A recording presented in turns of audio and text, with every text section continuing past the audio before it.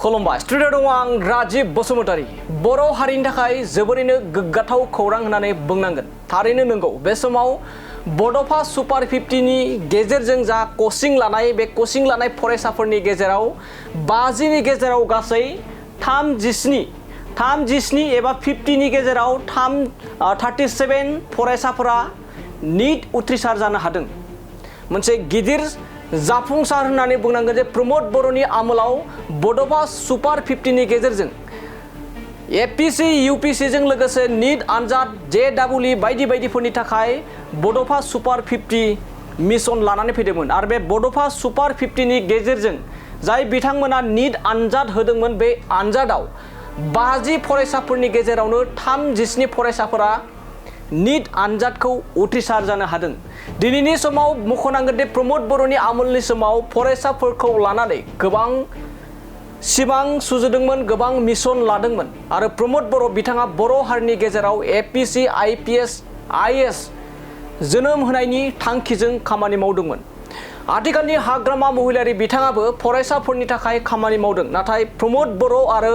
हाग्रामा महिलारि बिथांमोननि गेजेराव गोबां फारागथि नुनो मोनदों जे हाग्रामा महिलारि बिथाङा क्लास 9 आरो 10 नि थाखाय गोलोम बोथोरनि कोचिं क्लास होनाय जादों नाथाय प्रमोद बर' बिथाङा आईएएस आईपीएस बानायनो थाखाय डक्टर इन्जिनियार बानायनो थाखाय कोचिं होदोंमोन हाग्रामा महिलारि बिथांनि खामानिया जाहैबाय क्लास 9 आरो क्लास 10 बिथांमोनखौ कोचिं होनाय आरो प्रमोद बर' बिथाङा सुजुदोंमोन जे बर' हारिनि गेजेराव एबा जोंनि बीटीसी ओनसोलाव डक्टर इन्जिनियार आईएएस आईपीएस जोनोम होनो थाखाय खामानि मावनाय थारैनो बेयाव गोबां फारागथि नङाब्लाबो आथिखालनि सरकाराबो क्लास 9 आरो क्लास 10 नि कोचिं क्लास आरो प्रमोद बर' बिथाङा 5 बोसोरनि खुंथायनि आमोलाव साफा आईएएस साफा आईपीएस साफा एपीएस एपीएससी आरो साफा डक्टर इन्जिनियार जोनोम होनो थाखाय बीटीसी ओनसोलाव डक्टर इन्जिनियार जोनोम होनो थाखाय खामानि मावदोंमोन आरो थिग बेबायदिनो दिनैनि समाव गिदिर जाफुंसार होनना बुंनांगोन जे 50 सुपार 50 एबा बड'फा सुपार 50 नि गेजेराव